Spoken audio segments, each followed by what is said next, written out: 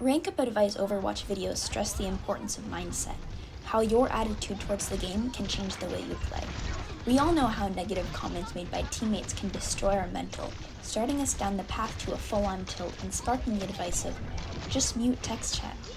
But what if I told you that what you're saying to your teammates could be holding back your mindset even more? At their core, learning mindsets are about whether or not you believe you can improve your skills or intelligence. The two ends of the spectrum are a growth mindset, where you believe that you can develop skills, and a fixed mindset, where you believe that skills are fixed. Research pretty overwhelmingly shows that growth mindsets lend themselves to better learning outcomes. And these are the most commonly known definitions, but when I did some of my own research, I actually learned two other very important aspects of what goes into learning attitudes.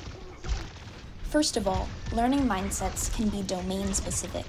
This means that your mindset about your overall intelligence and your mindset in specific domains or areas of skill are different.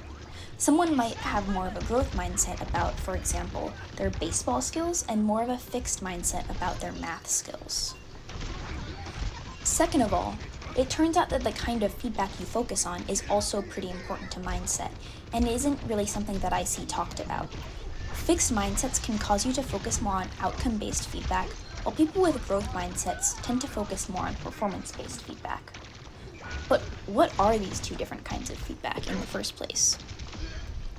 To use the example of a math test, outcome-based feedback would be the overall score you got, while performance-based feedback would be the individual corrections made to each question you answered or mistake you made.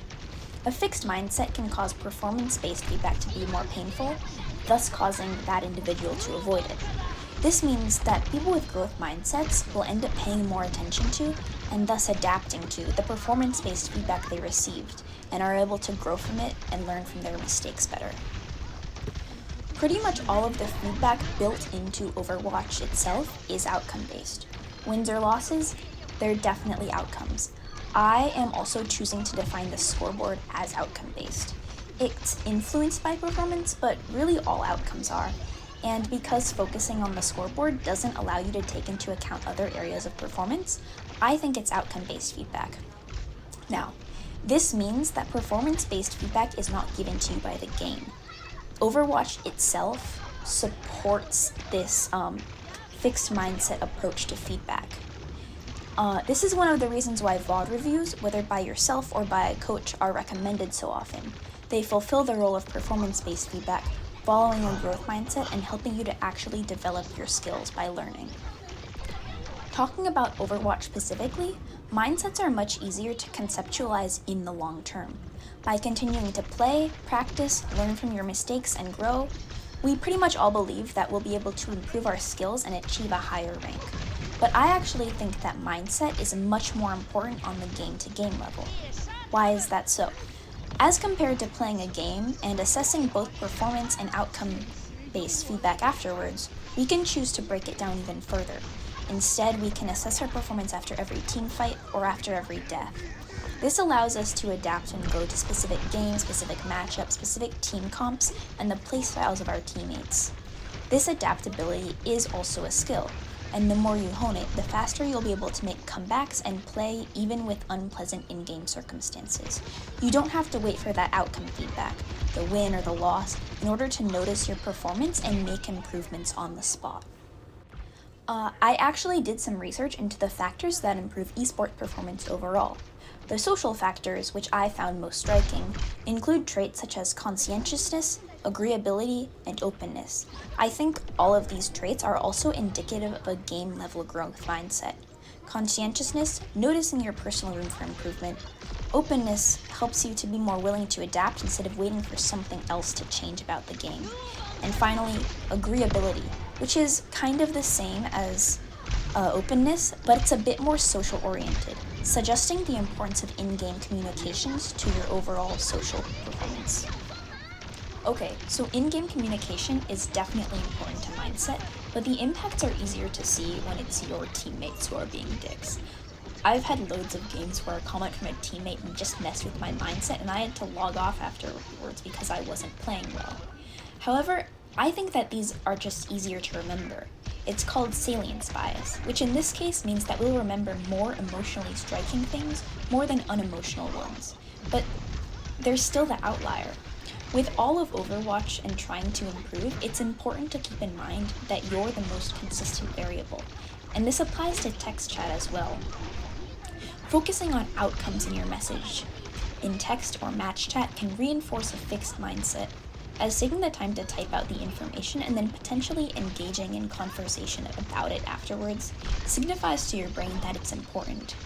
This can look like typing GG after losing the first point, which is also an outcome, making comments on the scoreboard, aka outcome-based feedback, or typing easy after a win, regardless of how close the match actually was. The last one is one of my biggest personal pet peeves. Because these comments are so common, they aren't as memorable and they don't have a lot of emotional impact, but that just means that we might subconsciously let ourselves internalize them more. And if they're coming from you, it means it could be happening as much as multiple times a game, every single game, messing with your learning attitudes and keeping yourself from growing. Side note, I also think citing team diff or tank diff, this kind of language, etc., is also harmful. Firstly, the concept of a difference in the first place is so firmly rooted in a fixed mindset. It implies that the skill gap between certain players or certain teams are completely insurmountable, and it ignores adaptability of players and teams. It also undermines the important traits to esports like conscientiousness, especially if you're blaming others for your loss, and agreeability, because these kinds of chats, they make your teammates dislike you, fostering resentment and messing with your team play. From game to game, communications can affect your teammates as well. In my opinion, this effect isn't as significant, but bringing outcome-based feedback front and center for your teammates to mull over is sending their mindset more in a fixed direction for the course of the match, also inhibiting their ability to adapt, and again, messing with your entire team's play and cohesion. It can also foster resentment, as this type of chat is often in bad faith, making it less likely that your teammates are going to want to try and put in the effort for teamwork. So I've said all of this, but how might someone actually put it into practice? First of all, try not to bring up outcomes in your text chat at all. If you must give feedback, focus on performance so that it provides a reasonable avenue for change and improvement. It's also important to be mindful of how that feedback might be accepted. When people detect judgment and criticism, they're more likely to go on the defensive than they are to approach the feedback in good faith. Offering up performance comments on both your own and your team's play can increase how conscientious you seem, both increasing the importance placed on your adjustments to your brain, helping you remember this feedback yourself, and increasing the chances that your comments will be taken in good faith by your team. But second of all, do you even need to type that? One of the most significant pieces of advice I've gotten about Overwatch is to adapt to your teammates' playstyles. You have a hard diving Reinhardt, try and hard dive with them. Now, instead of being a stupid play, it's a coordinated high-risk, high-reward team play. But more importantly, this advice prompted me to consider how I could alter my own play on the fly and significantly improve my conscientiousness. Given the volatile nature of many players, it's often wiser to not start the discussion in the first place, and instead focusing on improving your own team play. You can make up for other people's mistakes and swing the game more in your favor. For example, for a hard-feeding tank, a DPS could choose to focus the enemy DPS first to kind of alleviate all that damage that they're taking, and a support could focus healing the tank more. This kind of openness and conscientiousness can hugely improve your outcomes. So yeah, I think we could all stand to be a little more mindful of in-game communications. I personally dislike how comp can slide towards toxicity so easily, and buying into it always messes with my own mindset.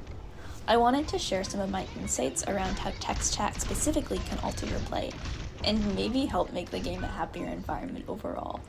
I never played Overwatch in the heyday of its toxicity, but I think that if it's improved this much, we can keep going. Researching for this video actually made me reconsider a lot of how I approached my mindset to Overwatch, especially the new information to me about how what feedback we value and focus on can be affected by, and in turn affect our mindset. I found myself paying less attention to the scoreboard and trying to adapt to specific games, and it's alleviated the learning curve I encounter with every new team comp somewhat. I hope that my thoughts on this topic can help someone else.